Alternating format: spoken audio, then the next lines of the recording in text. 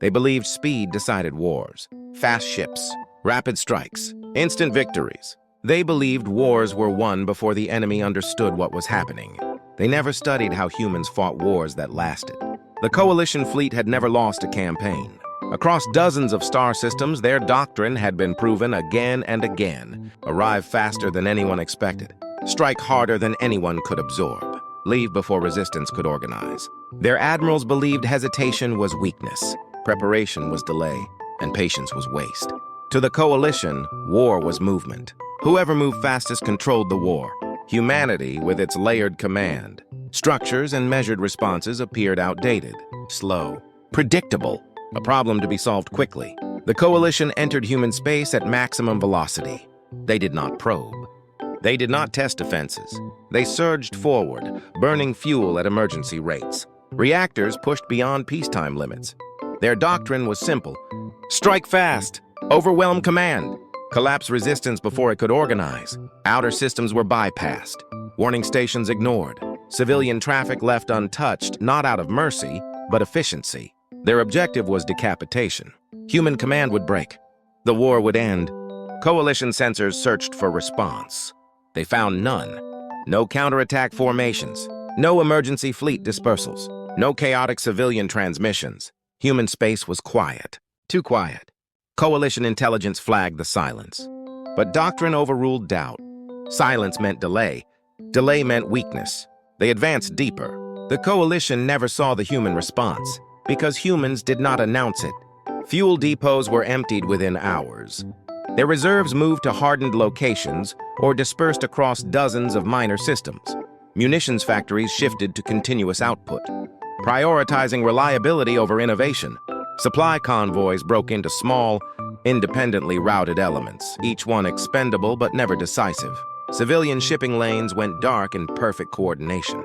Not panic, compliance. Human space didn't freeze. It reorganized. Humans were not slow. They were restructuring the war. Human fleets did not rush to meet the invasion. They repositioned. They rationed. They waited. Every human commander understood the same principle. Speed wins battles. Logistics wins wars. Coalition ships burned fuel at full output. Human ships did not. Coalition captains chased contact. Human captains tracked consumption rates, maintenance cycles, crew endurance. To humans, war was not momentum. It was math. And math favored those who planned to still be fighting months later. The first engagement came without warning.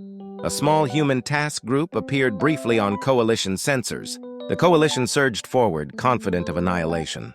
The human ships fired once, not at capital vessels, at logistics hulls, fuel carriers, ammunition transports. Then they disengaged. No pursuit, no chase, no victory broadcast. The coalition dismissed it as incompetence. Hours later, it happened again and again. Each engagement forced the coalition to accelerate, to maneuver, to burn fuel they could not replace. Humans always withdrew intact.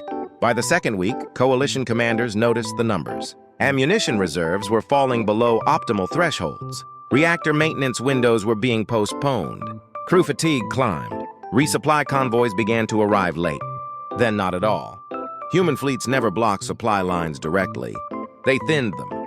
A convoy vanished. A relay station failed. A jump point became unreliable. Nothing catastrophic. Nothing dramatic. Just enough. Coalition speed became a liability.